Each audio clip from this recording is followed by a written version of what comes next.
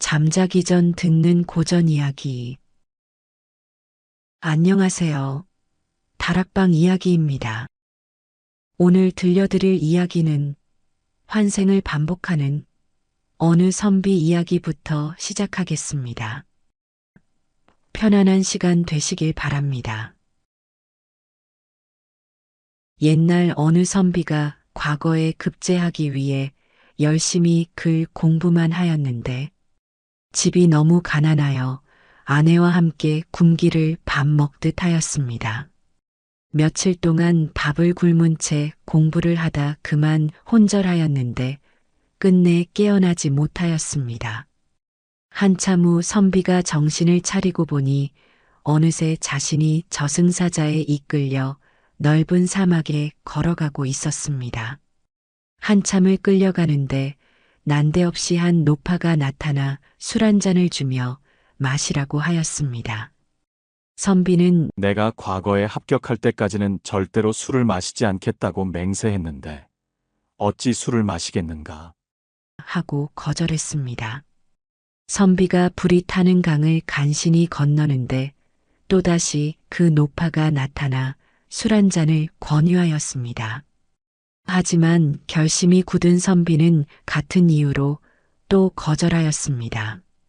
온갖 악기가 설치는 사막을 건너라 땀을 비오듯 흘리며 갈증이 극에 달했을 때 그 노파가 또 나타나서 아이고 가엾어라 웃자노. 목이나 좀 축이고 가시지요. 하며 술잔을 들이댔습니다. 그래도 선비는 자신이 비록 죽었으나 사내 대장부가 초심을 버릴 수 없다고 말하며 끝내 술을 마시지 않았습니다. 선비는 아무것도 모른 채 오직 자신이 했던 결심 때문에 술을 거절한 것이었는데 그 노파가 권한 것은 이승의 기억을 모두 지우는 망각의 술이었습니다. 이 술의 유혹을 3번씩이나 물린 덕에 선비는 자기의 전생을 모두 기억할 수 있게 되었습니다. 천신만고 끝에 사막을 지나 드디어 염라대왕 앞에 서게 되었습니다. 염라대왕은 선비에게 너는 제 공부한답시고 가족을 돌보지 않은 죄가 크다. 다음 생은 축생이니라. 하고 말하였습니다. 말이 떨어지기가 무섭게 무시무시한 수문장이 선비를 대문 밖으로 걷어찼습니다. 선비가 정신을 차려보니 자신이 소로 태어나 있었습니다. 선비는 과거에 급제하여 가족을 잘 돌보려고 공부에 매진한 것인데 지금의 상황이 너무나 억울하였습니다. 생각 끝에 빨리 인간으로 다시 태어나려고 풀 한 포기도 뜯어먹지 않고 굶어 죽었습니다. 선비가 다시 염라대왕 앞에 서니 자기 목숨이라고 마음대로 대하다니 매우 괘씸하구나. 하고 꾸짖으며 직접 선비를 발로 걷어차 내쫓았습니다. 한참 후 정신을 차려보니 어느 집 마당에서 뛰어놀고 있었는데 이번에는 강아지로 태어난 것이었습니다. 이렇게 살 수는 없다고 생각한 선비는 머리를 짜내었습니다. 스스로 죽으면 또 혼쭐이 날 테니 남의 손에 죽게 되면 염라대왕의 노여움에서 벗어날 수 있을 거라 생각했습니다. 어느 날 마을에 개 장수가 왔는데 기회는 이때다 싶어 달려나가 개 장수의 발 뒤꿈치를 힘껏 깨물었습니다. 화가 머리 끝까지 난 개 장수는 그 자리에서 개를 때려 죽였습니다. 선비는 다시 염라대왕 앞에 가서 부디 사람으로 태어나게 해달라고 간청을 하였습니다. 그런데 저승사자가 자초지종을 다 일러 바치자 염라대왕은 화가 치밀어 이승의 질서를 어지럽힌 놈을 당장 내쫓아라. 하고 호통을 쳤습니다. 저승사자의 발길에 걷어차인 선비는 한참을 까무라쳐 있다가 정신을 차려 주변을 살폈습니다. 그런데 큰 구렁이 한 마리가 자신을 사랑스러운 눈으로 보고 있었습니다. 새끼 구렁이로 태어난 선비는 어미 구렁이를 따라다니면서도 과거 급제 생각에 조바심을 버릴 수 없었습니다. 어느 날 논두렁에 달구지 한 대가 지나가는 것을 본 새끼 구렁이는 재빨리 기어가 그 바퀴에 깔려 죽었습니다. 다시 저승에 온 선비를 본 염라대왕은 기가 막혀 참으로 독한 놈이구나. 네 마음대로 알아서 살아라. 하며 걷어찼는데 그토록 바라던 사람으로 태어났습니다. 너무나도 기뻐 선비는 탯줄을 자르기도 전에 얼씨구 좋구나 하고 노래하며 춤을 추듯 몸을 흔들었습니다. 이에 기겁을 하고 놀란 부모는 집안에 귀신이 태어났다며 한밤중에 아무도 몰래 깊은 산속에 갖다 버렸습니다. 그날 밤 선비는 산짐승들의 밥이 되어 형체조차 없어지고 말았습니다. 청산에 은둔하며 돌을 닦은 노승이 이 과정을 지켜보더니 그 선비가 너무 안 되었다고 생각했습니다. 어느 날 노승은 비바람 속을 떠도는 선비의 영혼을 자신이 있는 토굴로 불러들였습니다. 그리고는 어느 마을에 마음씨 착한 부부가 있는데 자식이 없어 눈물로 기도를 하고 있으니 그 집에 태어나게 해주겠다고 하였습니다. 대신 15년 동안 입을 딱 다물고 정성 들여 기도하며 열심히 공부해서 과거에 급제하라고 하였습니다. 또 부모를 잘 섬기고 관리가 되면 그 고을을 잘 다스려야 한다고 단단히 일러주었습니다. 선비가 잠시 꿈을 꾼 듯 깨어나 보니 아주 부잣집 외아들로 태어나 있었습니다. 그런데 부모는 아이가 커갈수록 시름에 잠겼습니다. 그토록 애타게 기다리다 얻은 귀한 아들이 7살이 되어도 말을 하지 못하는 것이었습니다.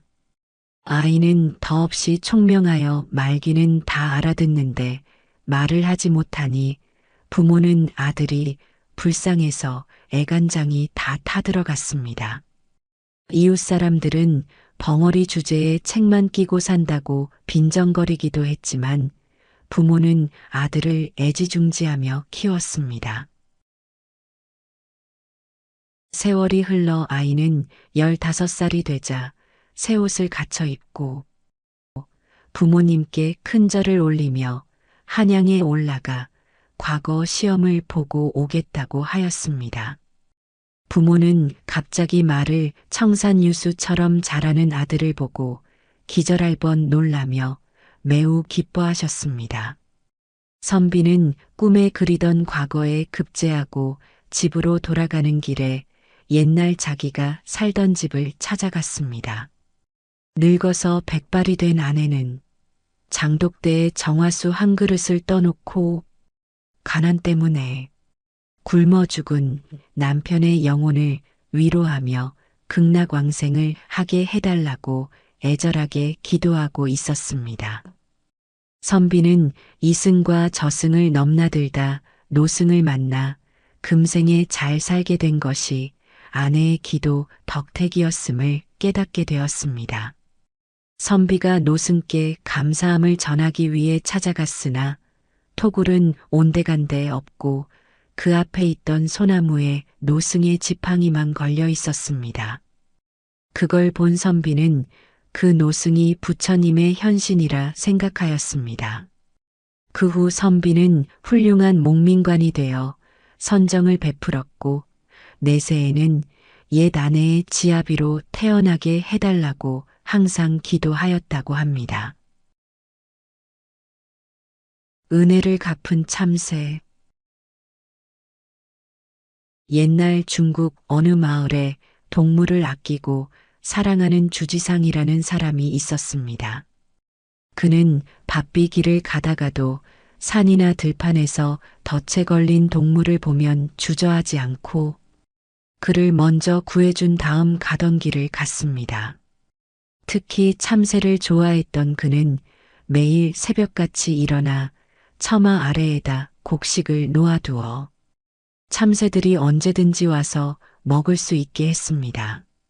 중년이 되어 유행성 눈병을 앓고 난 그는 시력을 잃어 앞을 보지 못하게 되었습니다. 그러나 여전히 참새에게 모이 주는 것을 잊지 않았습니다. 여명의 나와 처마 밑에 새의 먹이를 놓아두고 쪽마루에 혼자 멀거니 앉아있자면 아득히 새들의 날갯짓 소리가 들리고 곧이어 짹짹거리며 모이를 쪼는 소리가 들리는가 하면 모이를 다 먹고 난 후에는 그냥 돌아가는 것이 아니라 그의 머리, 어깨, 손등 등에 날아와 앉아서는 마치 하루 동안 지낸 이야기를 들려주듯이 한참을 짹짹거린 후에 날아갔습니다. 그럴 때마다 그의 얼굴은 기쁨으로 환하게 빛났으며 어느덧 이것이 하루의 낙이 되었습니다. 앞이 안 보이고부터 바깥 활동이 거의 없었던 주지상은 몸이 약해져 병이 들었습니다. 시름시름 앓던 그는 갑자기 혼수 상태가 되더니 다시는 깨어나지 않았습니다. 가족들은 이름 있는 의원들을 모셔왔으나 그들은 한결같이 갈 때가 된 것 같으니 마음의 준비를 하라는 것이었습니다. 그렇게 가족의 애를 태우며 며칠이 지난 어느 날, 그는 한숨을 잘 잤다는 듯 개운한 얼굴로 깨어나 가볍게 자리에서 일어났습니다. 더욱 놀라운 것은 허옇게 백태가 끼어있던 눈이 맑고 밝게 빛났습니다. 놀람과 기쁨으로 어리벙벙한 표정이 된 가족들에게 그는 한 사람 한 사람 이름을 부르며 손을 잡았습니다. 그리고는 꿈속에서 있었던 기이한 일들을 차분히 들려주었습니다. 나는 꿈속에서 집을 나와 들판을 걷고 있었어. 땅거미가 지고 있었고 주위는 텅 비어 을씨년스러웠지.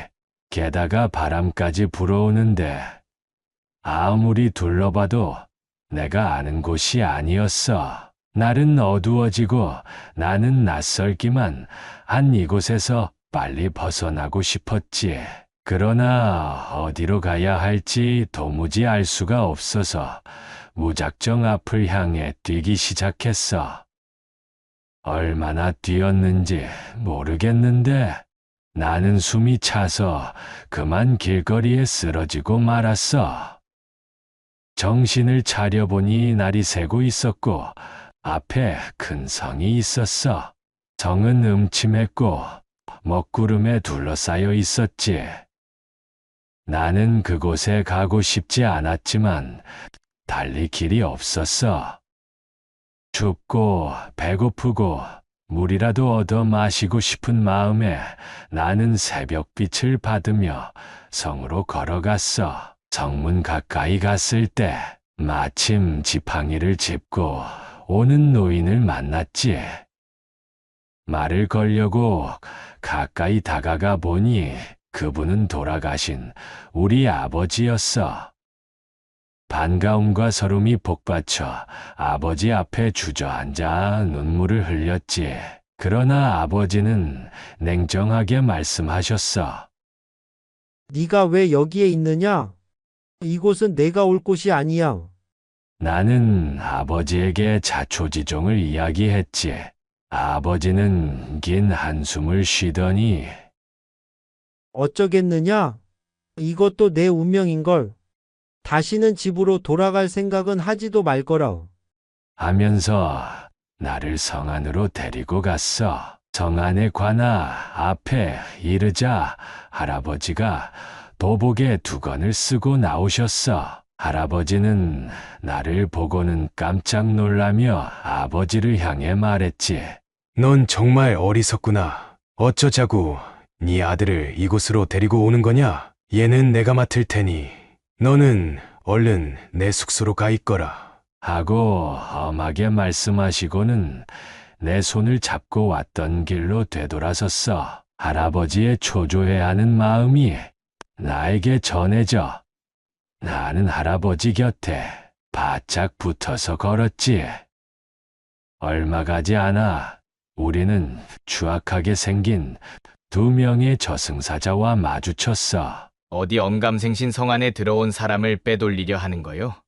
그들은 그러면서 할아버지로부터 나를 빼앗으려 했어. 할아버지는 혼신을 다해 나를 지키려 했지만 역부족이었지. 바로 그때 정말 믿을 수 없는 일이 벌어진 거야.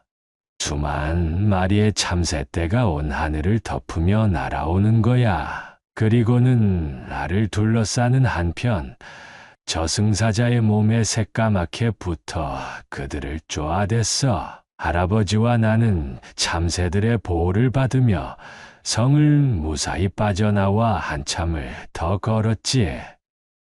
그런데 갑자기 할아버지가 지팡이로 내 등을 탁 치면서 하시는 말씀이 집에 다 왔다 라고 하시는데, 그리고 난 이렇게 깨어났는데 내가 언제 눈이 멀었었나 싶게 사물이 똑똑히 보이는 거야.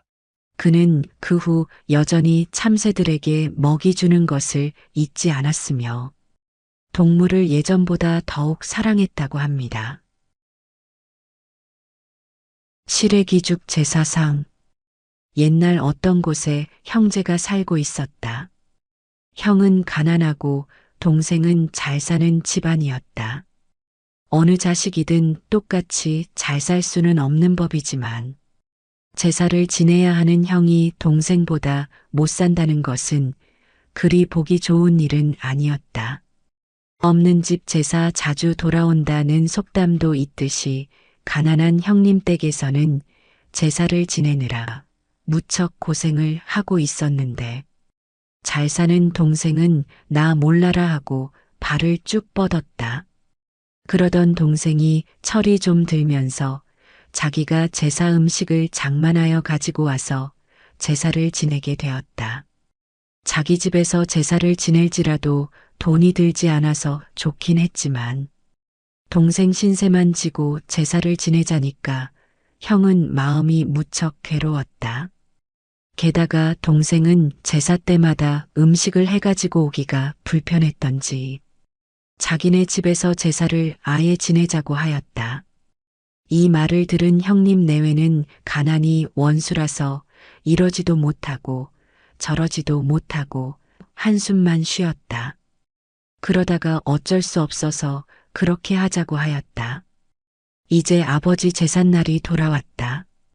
형님은 옷을 빨아입고 이제 동생 집에 가려고 하는 참이었다. 형수도 막 나가려다가 이렇게 제사 장소를 바꾼 것을 아버지 영호는 미처 모르실 것이라는 생각이 들었다.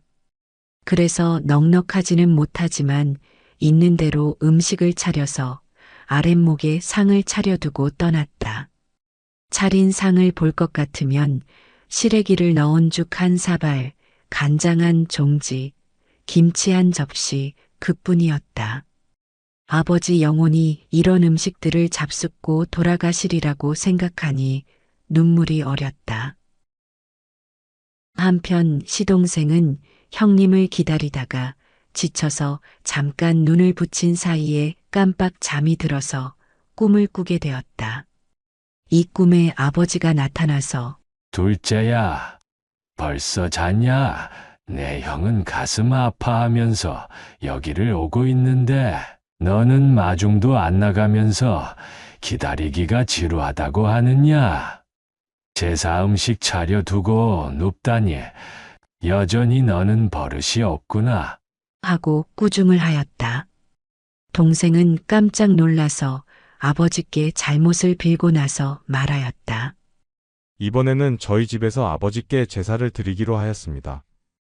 그동안 형님 집에서 잘 못 잡수셔서 힘이 붙이신 아버지를 위해 제가 좋은 음식으로 올려드렸습니다. 아무래도 형님은 잘 못 사니까 제사상이 형편없거든요.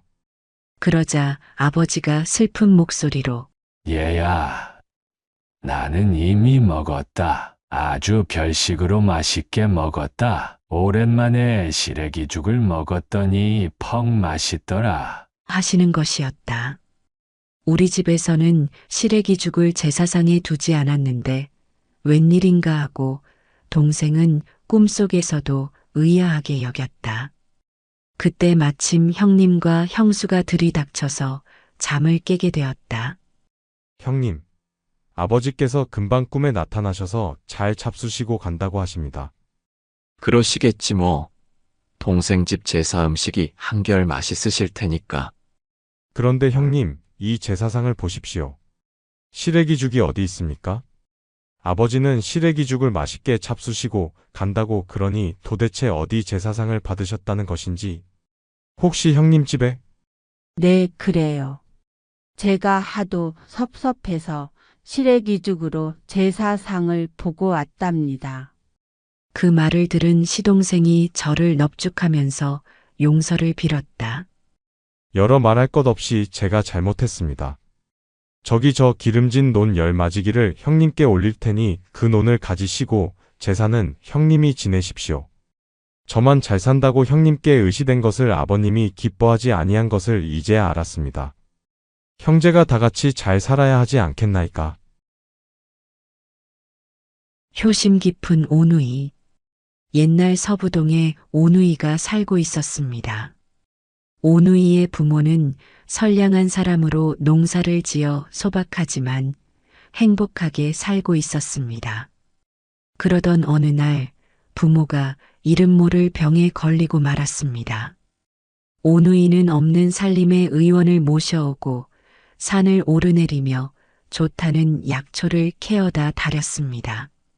할 수 있는 것은 모두 해보았지만 부모의 병은 도무지 나을 기미가 보이지 않았습니다. 더불어 오누이의 근심도 나날이 깊어만 갔습니다. 몹시 추운 겨울날이었습니다. 낡은 장삼을 입은 스님이 오누이 집 살인문에서 목탁을 두드렸습니다. 오누이는 얼른 달려나가 공손하게 합장하며 입을 열었습니다. 스님, 따뜻한 밥이라도 지어드리고 싶습니다마는 대접할 것이라고는 물밖에 없습니다. 죄송합니다.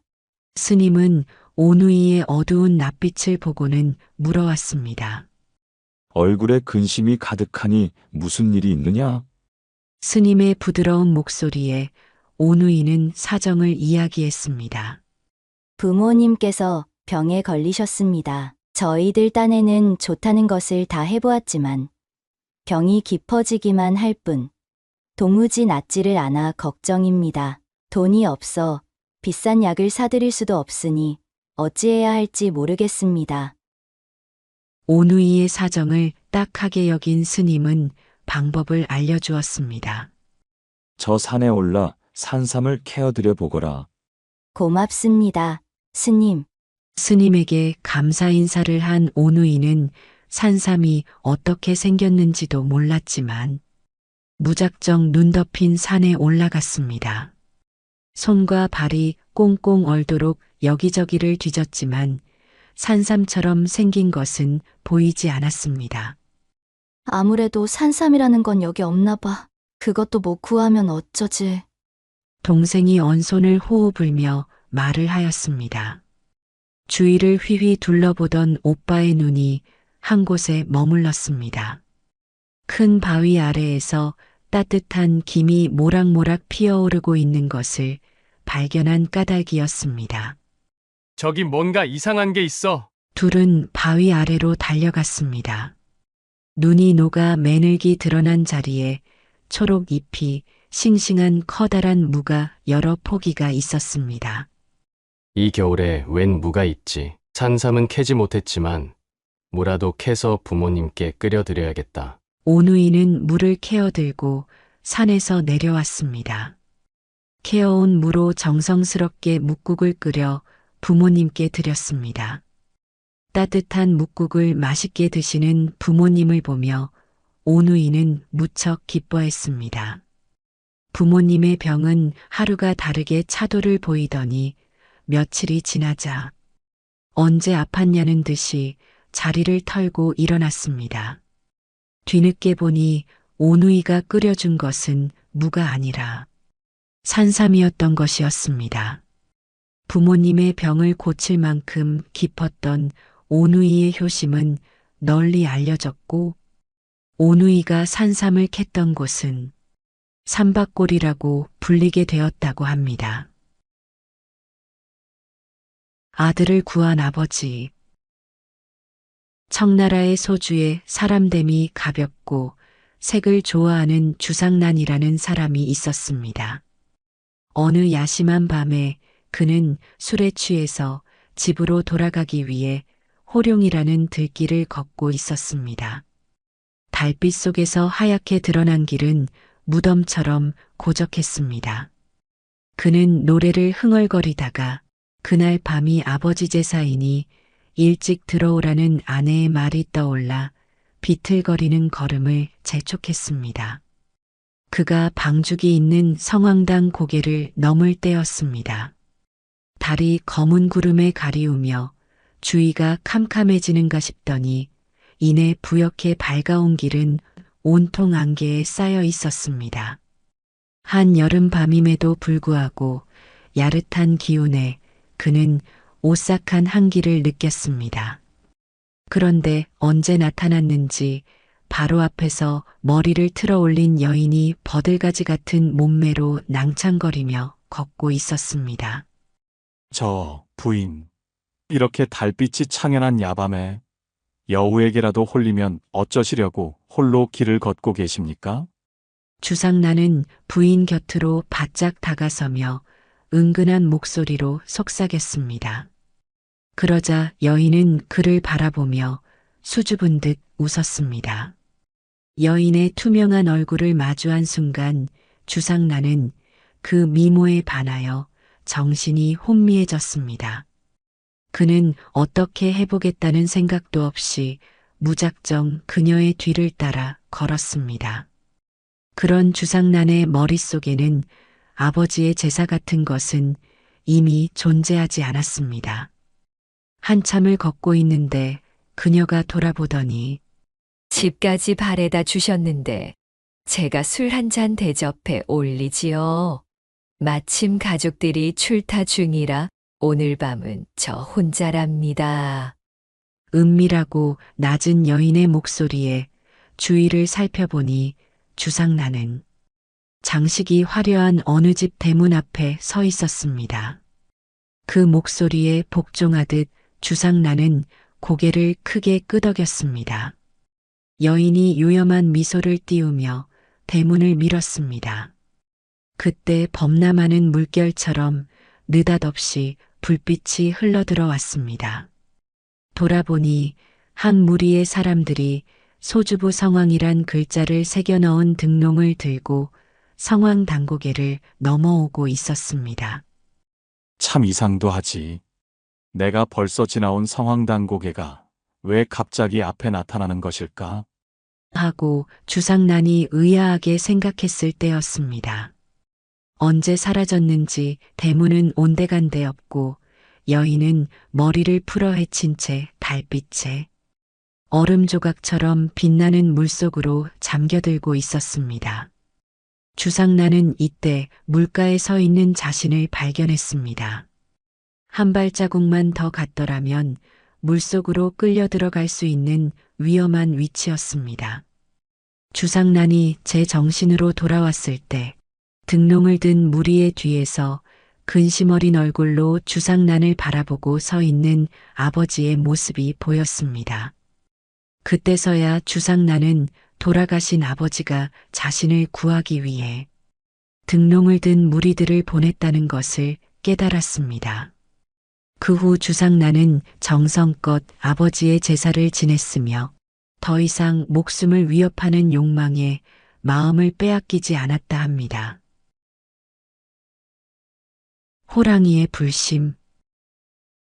신라 선덕여왕 때 덕망 높은 두운대사는 지금의 경북 소백산 기슭 천연동굴에서 혼자 기거하며 돌을 닦고 있었다. 그곳 동굴에는 가끔 호랑이 한 마리가 찾아와 대사의 공부하는 모습을 물끄러미 바라보고 가거나 어느 때는 스님과 벗하여 놀다 가곤 했다. 그러던 어느 날 석양 무렵이었다.